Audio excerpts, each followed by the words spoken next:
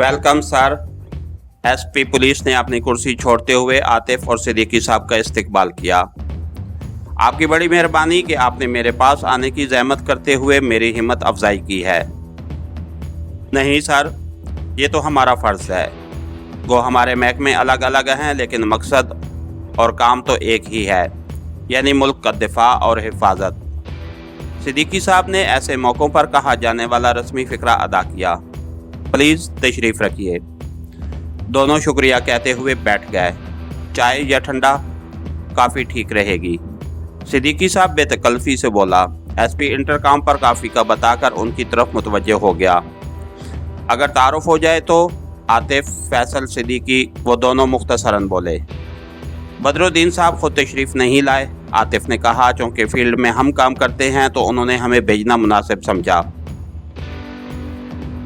बहरहाल रस्मी बातें काफ़ी हो गईं। मैं असल बात की तरफ आता हूँ कि आप लोगों का कीमती वक्त ज़ाया ना हो। पिछले दिनों मेरे महकमे के एक ईमानदार इंस्पेक्टर दिलशाद अमीन के साथ एक अजीब ड्रामा हुआ।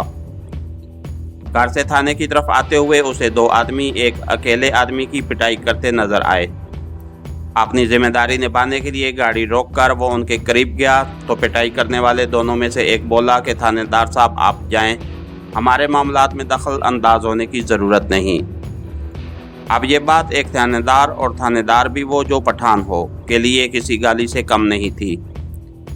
उनकी इस बदतमीज़ी का जवाब जब इंस्पेक्टर उन्हें पुलिस के रवायती तरीके से देने लगा तो इसी असना में वहाँ काफ़ी लोग इकट्ठे हो गए, जिनमें एक अखबारी रिपोर्टर भी शामिल था। इस अखबारी रिपोर्टर ने जब इंस्पेक्टर दिलशाद अमीन से इस मामले की बाबत पूछा तो उसने रिपोर्टर को सारी बात बताई, मगर जब रिपोर्टर ने पिटने वाले आदमी से उसकी तस्दीक चाही तो वो इस बात से मुनकिर हो गया कि उसे इन दोनों ने कुछ कहा है। ये बात दिलशाद अमीन का पारा बुलंद करने के लिए काफ़ी थी और खुशकिस्मती या बदकिस्मती से वहाँ पुलिस के चंद सिपाही भी आ गए, जिन्होंने मामला जानने बगैर इंस्पेक्टर की तकलीद में इन बंदों की पिटाई शुरू कर दी। इन मनाजिर को अखबारी रिपोर्टर ने अपने कैमरे में महफूज कर दिया। दिलशाद इन मुल्ज़िमों को थाने ले आया जबकि अखबार में इस मामले को काफ़ी उछाला गया। इस वाक़े की खबरें आपकी नज़र से भी गुजरी होंगी। इस रिपोर्टर ने दिलशाद अमीन के पठान होने की वजह से उसका ताल्लुक APM पार्टी से साबित करते हुए ये इल्ज़ाम लगाया कि उसने जानबूझकर NON पार्टी के बंदों को ज़दोकोब किया है। इसके नतीजे में जो हंगामा हुआ उससे आप लोग बखूबी वाकिफ़ होंगे। फिर तरफा तमाशा ये कि इन तीनों कैदियों को भी हवालात में जहर देकर कत्ल कर दिया गया और आखिर में दिलशाद अमीन पर भी कातलाना हमला हुआ। अल्लाह ताला के फजल करम से उसकी जान बच गई और उसकी हिफाजत की गर्ज से मुझे उसके कत्ल की झूठी खबर फैलानी पड़ी। फिर इन कैदियों को जिस बंदे ने जहरीला मशरूब पिलाया था उसकी उंगलियों के निशान हमें मिल गए। वो पुलिस का अपना आदमी था, मगर उससे पहले कि हम उसे पूछ-गुछ करते उसे किसी ने कत्ल कर दिया। उसकी लाश हमें साहिल समुंदर पर पड़ी मिली। कातिल ने उसके कत्ल को भी खुदकशी का रंग देने की कोशिश की और आखिर में अपने महकमा की एक और बेवकूफ़ी आपके गोशगुजार करता जाऊं कि इस सारे हंगामे से पहले इंस्पेक्टर दिलशाद अमीन ने साहिल समुंदर की एक इमारत से चंद स्मगलर गिरफ्तार किए थे, जिनकी गिरफ्तारी पर उनके बॉस की तरफ से दिलशाद अमीन को धमकियां भी दी गई थीं।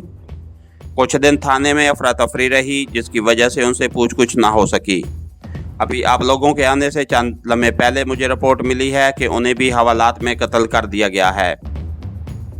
यूं इस साजिश का सुराग लगाने के लिए कोई कुलियो बाकी नहीं बचा।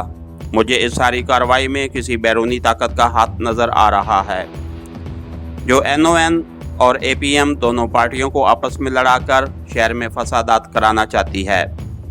बज़ाहिर लगता है कि ये साजिश दिलशाद अमीन के खिलाफ तैयार की गई है, मगर हकीकत में ऐसी कोई बात नहीं। थोड़ा सा गौर करने पे ही ये बात वाज़ेह हो जाती है कि ये इंस्पेक्टर नहीं बल्कि मुल्क के खिलाफ साजिश है।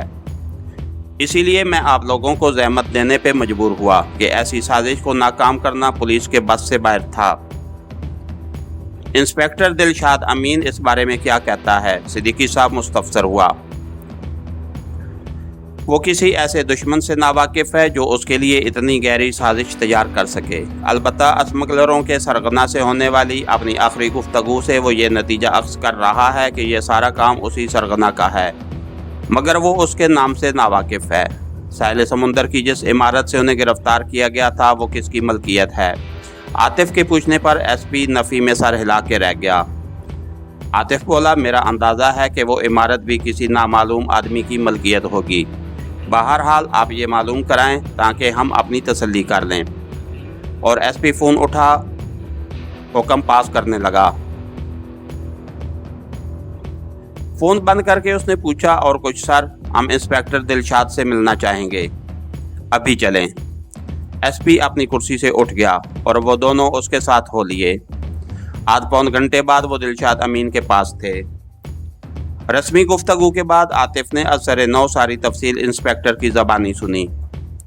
इंस्पेक्टर साहब, क्या आपको भी ये किसी बैरूनी ताकत की कार्रवाई लगती है? उसकी बात ख़त्म होते ही आतिफ ने पूछा। जी, लगता तो ऐसे ही है। जिस बंदे ने तुझे फ़ोन पे धमकी दी थी उसने पहले अपना तारुफ तो कराया ही होगा। कुछ ऐसा ही है, मगर उसका नाम याद नहीं आ रहा, क्योंकि इस वक्त उसने इतनी घटिया धमकी दी थी कि गुस्से की शिद्दत में मुझे सब कुछ भूल गया। सिपाही विक्रम की सरगर्मियों के बारे तुझे कोई सुनगुन हो कि उसका बैठना किन लोगों के साथ था? ये तो उसके साथ के सिपाहियों से ही पता चल सकता है। एसपी साहब, ये बात भी नोट कर लें, शायद कोई सिरा हाथ आ जाए। आतिफ ने कहा, यूं भी आपने हमें इस वक्त बुलाया है जब मुजरिम सारे सुराग मिटाने में कामयाब हो चुके हैं। काफ़ी देर से खामोश बैठा सिद्दीकी साहब बोला, एसपी साहब, अब हम इजाज़त चाहेंगे। ये बात हमारे इल्म में आ गई है और हम इस ज़मन में काम शुरू कर देते हैं। आपसे बस इतनी गुजारिश है कि कोई छोटी बात भी मालूम हो जाए तो हमें टाइम से मुतला कर देना। अगर आज लंच हमारे साथ हो जाए तो सर ये हमारी सआदत होती, मगर टाइम की कमी आड़े आ रही है। फिर कभी सही, अब तो इंशाअल्लाह आना जाना लगा रहेगा। सिद्दीकी साहब खड़ा हो गया। आतिफ और एसपी साहब भी उसकी तकलीद में उठ खड़े हुए। दिलशाद अमीन से अलविदाई मुसाफे करके वो वहाँ से निकल आए। इसके साथ ही हमारी आज के एपिसोड का इख्तिताम हुआ। कहानीगर चैनल को लाइक कीजिए, सब्सक्राइब कीजिए और बेल आइकन को प्रेस कर दीजिए ताकि हर आने वाली नई वीडियो आप तक बर वक्त पहुँच सके। शुक्रिया।